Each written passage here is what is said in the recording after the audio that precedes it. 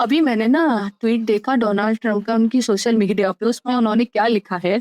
उन्होंने लिखा है कि इंडिया खाली इम्पोर्ट ही नहीं कर रहा रशियन ऑयल को, उसको प्रॉफिट के साथ ओपन मार्केट में सेल कर रहा है। वो ये नहीं देख रहा है कि यूक्रेन में कितने लोग मारे जा रहे हैं रशियन वॉर मशीन्स की वजह से।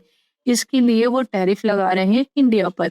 इतना बोलने के बाद जो हमारी मिनिस्ट्री ऑफ एक्सटर्नल अफेयर्स है, उन्होंने इनकी हाइपोक्रेसी के ऊपर कॉल आउट किया है।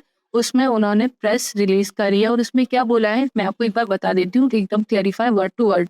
उसमें बोला है India has been targeted by the United State and the European Union for importing oil from Russia after the commencement of the Ukraine conflict. In fact, India began importing from Russia because traditional supply were diverted to Europe after the outbreak of the conflict.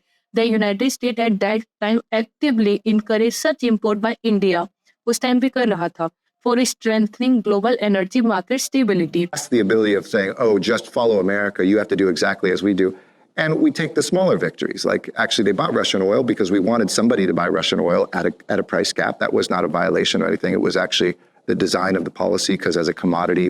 उसके बाद second में क्या बोला है? Indian imports are meant to ensure predictable and affordable energy cost to the Indian consumer.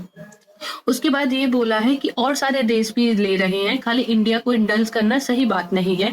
उसके बाद ये भी बताया जो यूरोपियन यूनियन है उसने जो बायलैटरल ट्रेड करी रशिया के साथ 2024 में, उसमें 67.5 बिलियन यूरो का लिया है।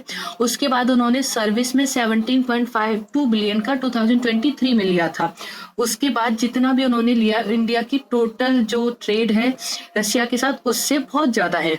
उसके बाद उन्होंने एलएनजी में 15.21 मिलियन लिया था 2022 में और 2024 में लिया 16.5 मिलियन, जो उससे ज़्यादा है।